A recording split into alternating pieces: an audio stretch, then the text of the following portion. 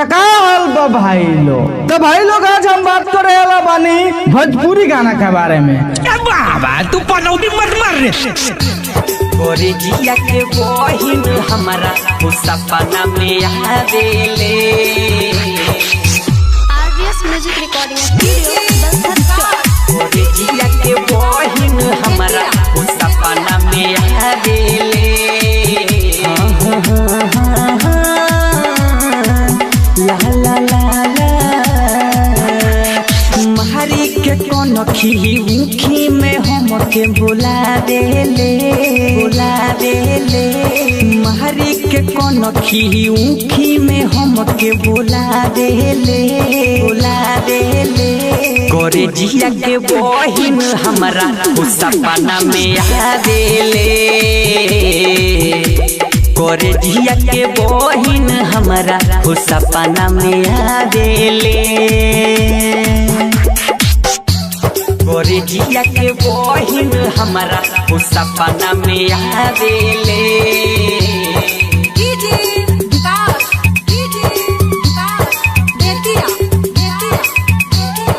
सपना में आवेले।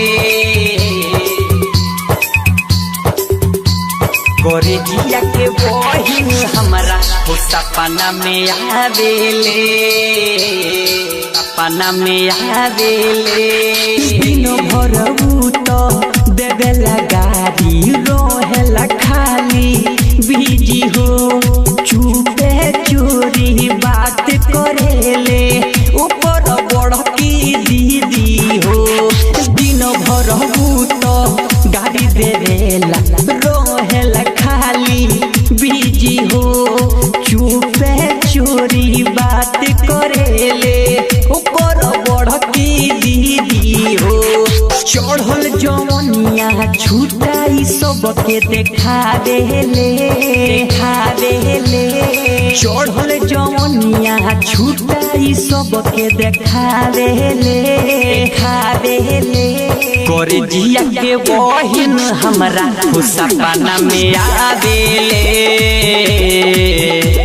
गोरे जिया के बहिन हमारा सपना में आवेले।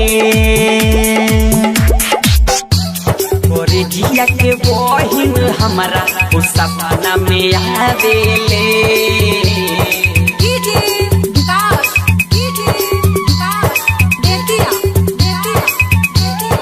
सपना में आवेले। गोरे जिया के बहिन हमारा सपना में आवेले।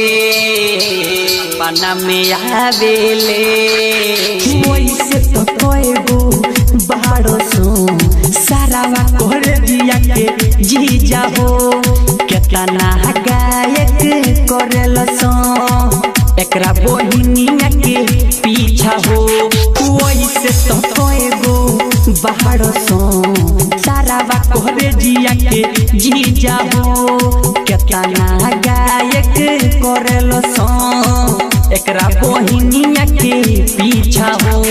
रंजीत राही अमोध गुडू चला देले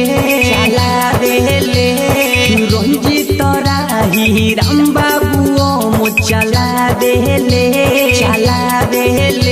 गोरे जिया के बहिन हमारा सपना में आवेले। गोरे जिया के बहिन हमारा सपना में आवेले।